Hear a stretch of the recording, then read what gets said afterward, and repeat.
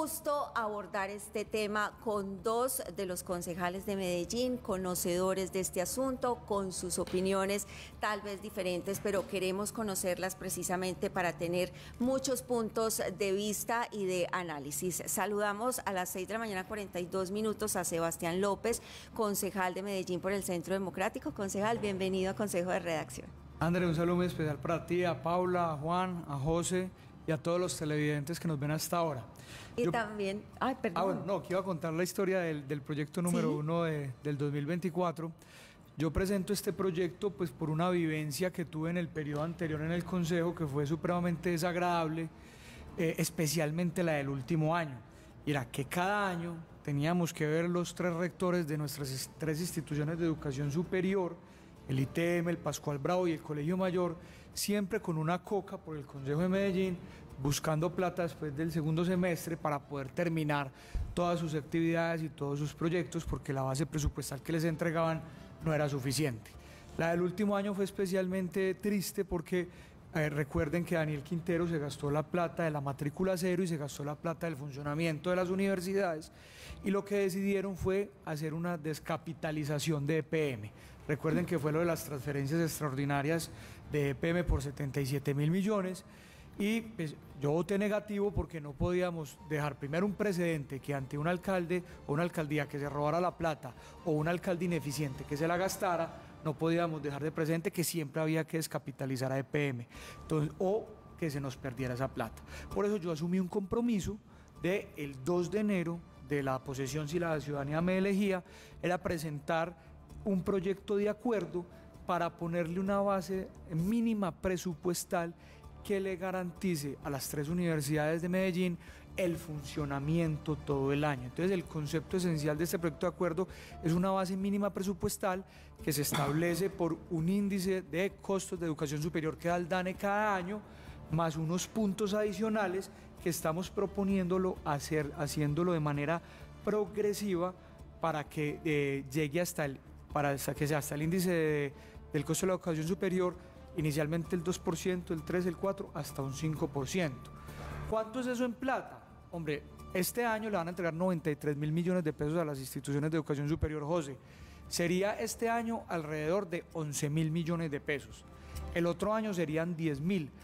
En un presupuesto de 8,7 billones para tener funcionando bien a nuestras universidades, yo creo que es un dinero al cual podemos llegar. Bueno, ya el concejal López hace una introducción de dónde procede este proyecto, cuál es la propuesta, cuál es la finalidad, y también saludamos en Consejo de Redacción. Es un gusto tenerlo aquí por primera vez, además que es por primera vez concejal también, José Luis Marín del Pacto Histórico. Concejal, bienvenido. Soy bienvenido. Muchas gracias a ustedes, a Consejo de Redacción por la invitación, a todas las personas que madrugan a esta hora, que están en sus trabajos, que nos están viendo. Quisiera también hacer como algunas claridades frente a este proyecto. Apenas el concejal Sebastián López dio cuenta de la presentación, yo me comuniqué con la comunidad estudiantil del ITM para preguntarles cómo veían el proyecto, y me plantean como algunas dudas. O primero, dar claridad de lo que pasó el año pasado. Las instituciones de educación superior públicas del distrito de Medellín se vieron envueltas en una guerra política que no les correspondía. Los estudiantes denuncian que el hoy alcalde Federico Gutiérrez tomó el ITM como un fortín político, y que el alcalde de entonces, Daniel Quintero, cogió la manito derecha y la manito izquierda a estrangular presupuestalmente al ITM, sobre todo por esa guerra política que tenía con el hoy alcalde Federico Gutiérrez. ¿Quién quedó en medio de esa batalla? Los estudiantes, que les tocó, como dice acertadamente Sebastián López, ir por el consejo con una coquita en la mano, buscando presupuesto para la institución, y decir eso es con manifestaciones, con protestas y demás que yo acompañé desde las calles. ¿Qué pasa con esto? El Consejo, el año pasado, por no darle, entre comillas, victorias a Daniel Quintero, no le quiso aprobar unas adiciones presupuestales que exigían los estudiantes, y yo me permito corregir al concejal Sebastián López que usted no votó negativamente, usted se salió de esa sesión.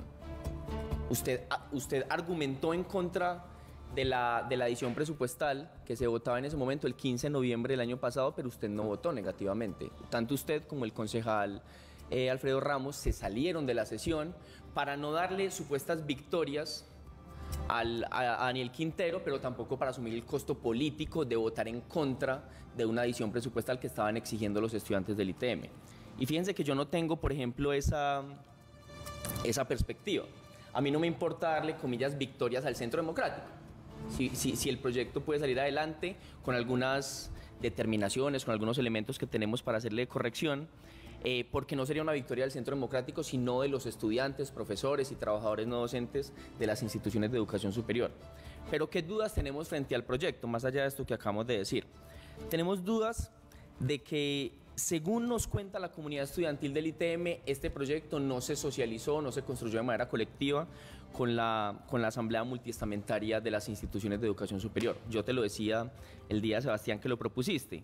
Un proyecto que se quiera para transformar las instituciones de educación superior se tiene que construir con las instituciones, con la comunidad estudiantil, con la comunidad de profesores, con la comunidad de trabajadores no docentes. Segundo, nos preocupa que el proyecto plantea aumentos para las inversiones y no para el mantenimiento de las instituciones de educación superior. Las inversiones son importantes, pero el mantenimiento se refiere al mantenimiento de la planta docente, al mantenimiento de la infraestructura, y esa parte también debe tener adiciones presupuestales. Nos preocupa además que no entendemos o no se plantea dentro del proyecto cuál es el criterio para plantear el aumento en el 2024 de un 2%, en el 2025 un 3%, en el 2027 un 4%, lo vemos como cifras aisladas, que no hay un criterio técnico para establecer, ni por qué ese porcentaje de aumento para las instituciones de educación superior, ni cuál sería la viabilidad fiscal del mismo. Sí. Yo quiero preguntarle lo siguiente, ¿en qué estado está el proyecto? ¿Ya se presentó, ya se discutió? Pues que ustedes llevan una semana larga en el Consejo de la Ciudad. ¿Es un proyecto a radicar, concejal? No, es un proyecto que ya está radicado. Sí. Es el proyecto número 1 del 2024. Pero no ha tenido debate, está en comisión todavía. Aquí ya nacen las comisiones de estudio. Exacto.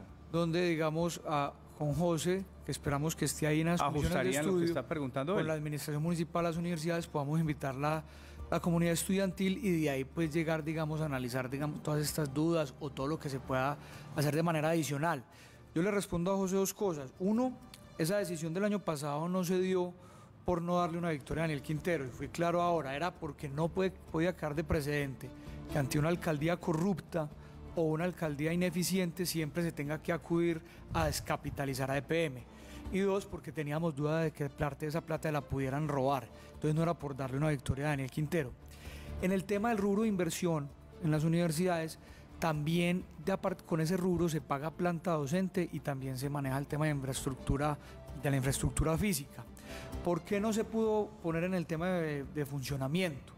Porque el Colegio Mayor y el Pascual Bravo, por venir de la Nación, recuerda que el inicio de esas dos instituciones son de la Nación, ellos conservan la plata de funcionamiento, les llega de la Nación, no del distrito, como si el ITM, que nace del distrito. Por eso, para poder impactar las tres instituciones, se tuvo que hacer sobre el rubro de inversión. Y se hace de manera escalonada y progresiva para evitar, digamos, un impacto fiscal fuerte. Por eso se hace bajo el índice de costos de la educación superior que lo expide el DANE cada año, y ponerle cada año un punto adicional para estabilizarlo en hasta 5 puntos. Para con eso las tres instituciones puedan funcionar todo el año. Concejal José Luis, yo le quiero preguntar, aquí hay algo que noto, y es que las dos orillas políticas están centradas en que lo más importante es los estudiantes, en que se debe potencializar y asegurar esos recursos para estas instituciones. El tema de matrícula cero, ¿qué papel cree usted que debe de jugar dentro de este proyecto, dentro de los recursos, obviamente contando con que debe existir esa viabilidad fiscal, que no es entregar plata porque sí, sin saber de dónde se va a sacar esa plata? Recordemos que matrícula cero fue una victoria de la comunidad estudiantil que inició con estudiantes de la Universidad de Antioquia, del ITM y otras instituciones, que hasta se encadenaron en la Universidad de Antioquia exigiendo matrícula cero, y que después fue una victoria que cobró indebidamente a Daniel Quintero.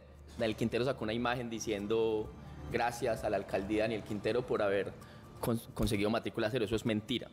Pero también es mentira que haya sido como una construcción de Iván Duque. O sea, Medellín sí es cierto que es el primer municipio a nivel nacional en establecer la matrícula cero, y eso es una victoria del movimiento estudiantil que cobró indebidamente. En el gobierno de Duque. en el gobierno de Duque y en el gobierno de Quintero, si lo vamos a colocar en esos términos, para no defender a ninguno de los dos. Y segundo, hoy hay matrícula cero a nivel nacional. De esos recursos de matrícula cero a nivel nacional van a llegar recursos o deben llegar recursos al distrito de Medellín, que ya tiene unos recursos establecidos para eso. Es que recordemos que Medellín es un municipio comparativamente muy rico. Exacto. Medellín tiene recursos que desearía tener casi cualquier municipio de este país, porque los municipios que más tienen recursos, por ejemplo, como Bogotá, su población es monumentalmente mayor que la de Medellín. Pero tenemos que avanzar en matrícula cero en dos vías. Uno, no solo es matrícula cero, sino que es mantenimiento de los estudiantes. Porque a un estudiante se le puede garantizar el ingreso a la universidad, pero hay condiciones laborales, hay condiciones alimentarias y hay condiciones sobre todo que se presentan en los estudiantes de los estratos más bajos y de otras regiones, de otras ciudades, que les dificulta mantenerse. Y hay que hacer de la mano de matrícula cero y mantenimiento de los estudiantes un proceso de atención en salud mental, que ya lo hemos mencionado varias veces en el Consejo, querido Sebastián, para que los estudiantes se puedan mantener más allá. O sea, matrícula cero ya tiene que ser el mínimo que logremos para todos los estudiantes del distrito de Medellín, pero tenemos que ir mucho más allá. Yo una pregunta, perdona Andrea, ¿esto qué es? ¿Qué significa que usted anda con este cucharón? Para recordar que yo llevo más o menos 8 años en las calles de la mano del movimiento estudiantil luchando por educación pública, gratuita y de calidad, y este es el micrófono con el que yo entrevisto a la gente. Hoy me están entrevistando a mí, otro día se puede entrevistar. Porque hoy lo conocen también como Aquí Noticias. Aquí Noticias, el periodista del cucharón. Del cucharón, sí, porque los clientes estaban preguntando, ¿por qué el cucharón de Aquino? Perfecto. Ahí está la respuesta al cucharón de Aquino. Una preguntita para puntualizar y después le planteo una inquietud al concejal López.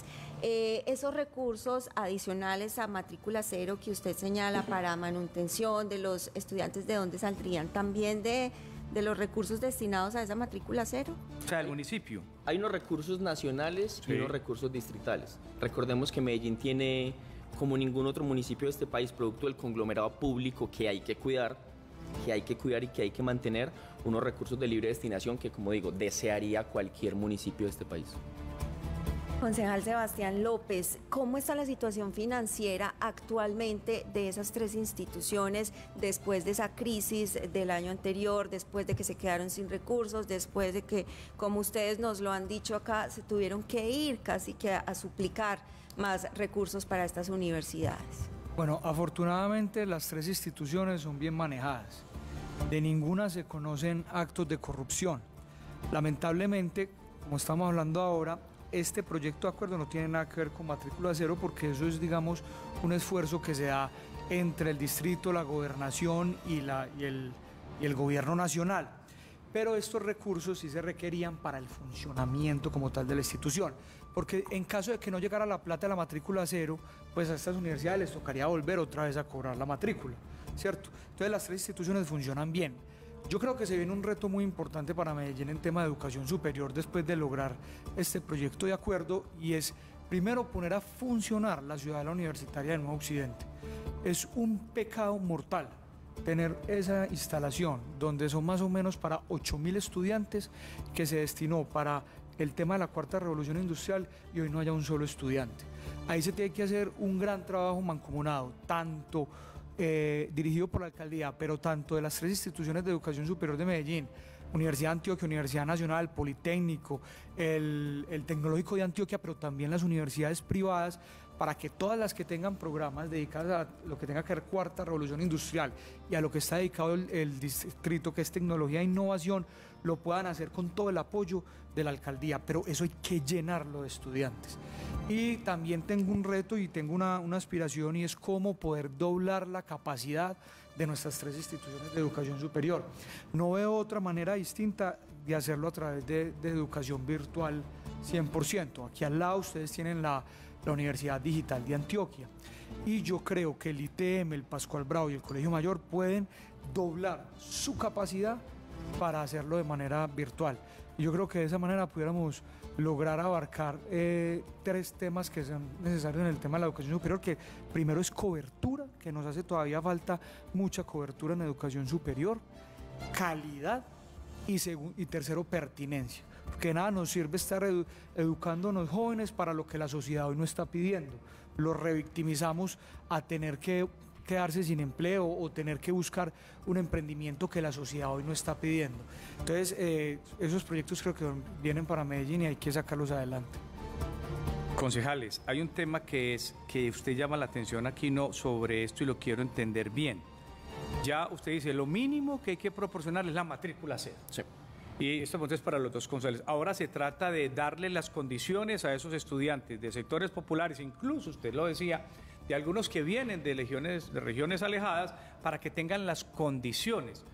¿Cómo hacer eso? O sea, es generar como un bienestar estudiantil para cada uno de ellos. Eso puede salir más caro que incluso la propia matrícula cero. ¿Han estimado ustedes dentro de ese paquete, usted en el proyecto estimó eso, o eso es ir más allá de lo que la norma establece, porque Medellín tiene los recursos? ¿Cómo aterrizarlo un poco? Porque me cuesta un poquito entenderlo, porque no es lo mismo, sería ¿cómo crearlo? Porque es que queda difícil de asimilar. ¿Quién lo pagaría? Las universidades de bienestar estudiantil, ¿cómo se haría el censo? ¿En qué lugares estarían? Porque eso implicaría alimento, implicaría vivienda, un subsidio de transporte, una dotación para tener, o sea, abres esa ventana y nunca se cierra, porque finalmente es, ¿qué les damos? O el alojamiento, o la comida, o un sustento, o los útiles, o los libros. ¿Cómo funciona eso? Porque me deja pensando usted que ya no bastaría entonces con el tema de la matrícula cero, concejal. Les damos Estado Social de Derecho. Hoy, por parte de la ESU, del sistema público universitario, se plantea que el Estado tendría una deuda histórica de alrededor de 18 billones, con B, de pesos, desde la Ley 30 de 1992, que esa deuda afecta también a las instituciones técnicas, tecnológicas y universitarias del Distrito de Medellín. Eso ya se ha hecho, o sea, eso no es un invento, ya se ha hecho. Por ejemplo, hay un proyecto que se está planteando en el Congreso y es para que las mamás tengan guarderías estudiantiles, que puedan ir con sus hijos a las universidades, estar en la guardería al interior de la universidad y poder atender sus clases para que no se presente la altísima deserción que hay por estos efectos. La mejor inversión que puede hacer un Estado es en educación.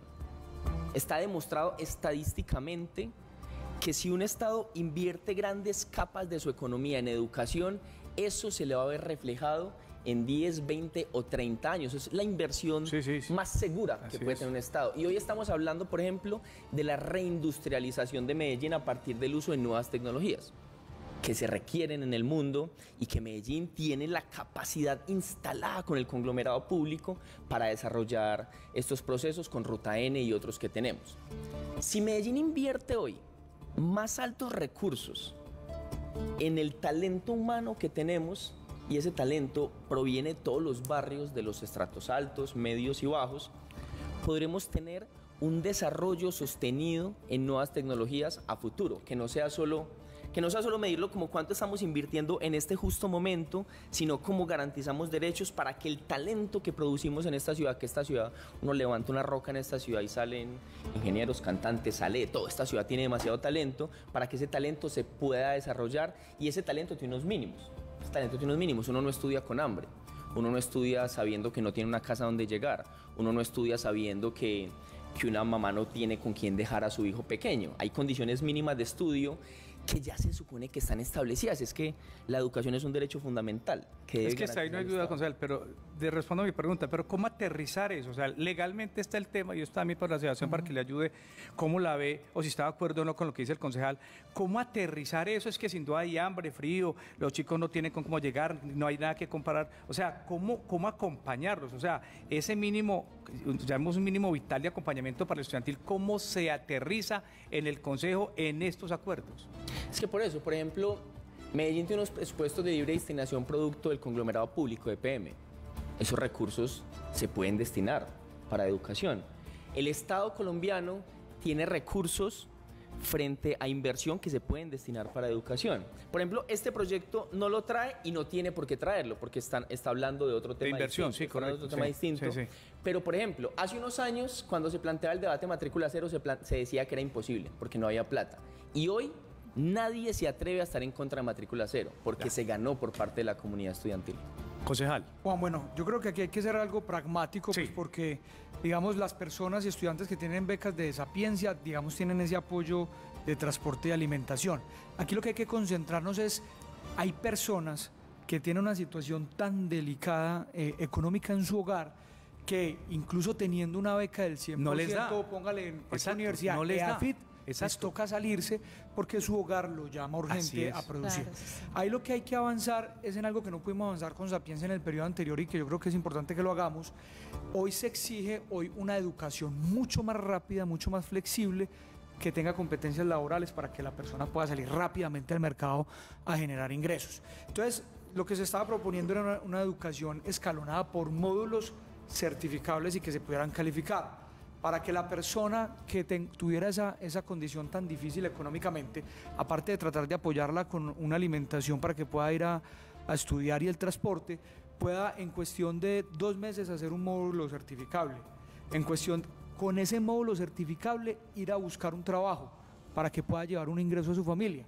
Hacer el segundo módulo certificable y en el tercero mire la técnica. ¿Quiere seguir? Haga otros 3, 4 módulos para que tenga la tecnología. Y ya digamos, ya ir cambiando la realidad de su hogar y poder llegar hasta donde la persona quiera, técnico, tecnólogo o profesional. Pero lo que hay que solucionar urgentemente es cómo hacemos para que los jóvenes no se nos vayan de esas posibilidades, porque tienen que llevar algo a su hogar para poder comer. Coincido con algo con José. Uno de los 4 principios que saca una ciudad y un país adelante es toda la educación que sea posible. El Estado métase a ayudar ahí todo lo que pueda, sumado a toda la libertad económica que sea posible, que es la que genera la riqueza, autoridad y mucha seguridad, y el apoyo social a las personas que lo necesitan, pero sin anclarlos a la situación que le generó ese apoyo, porque lo vuelve esclavo político y un subsidio toda la vida. Pues concejales, Sebastián López del Centro Democrático, José, como le dice su compañero José Luis Marín, aquí Noticias del Pacto Histórico. Es un gusto haberlos tenido acá. Es además muy importante saber que están pensando en la educación, que están apostándole desde el comienzo de este periodo a un asunto tan importante, y nos gusta mucho ver este nivel del debate, con ideas, con argumentos, con respeto. Seguramente así va a ser. Bienvenidos los dos siempre, y aquí estaremos atentos. Muchas gracias por la invitación y siempre presente a atender la prensa. ¿Y usted cuándo va a volver a hacer sus entrevistas con Cucharón?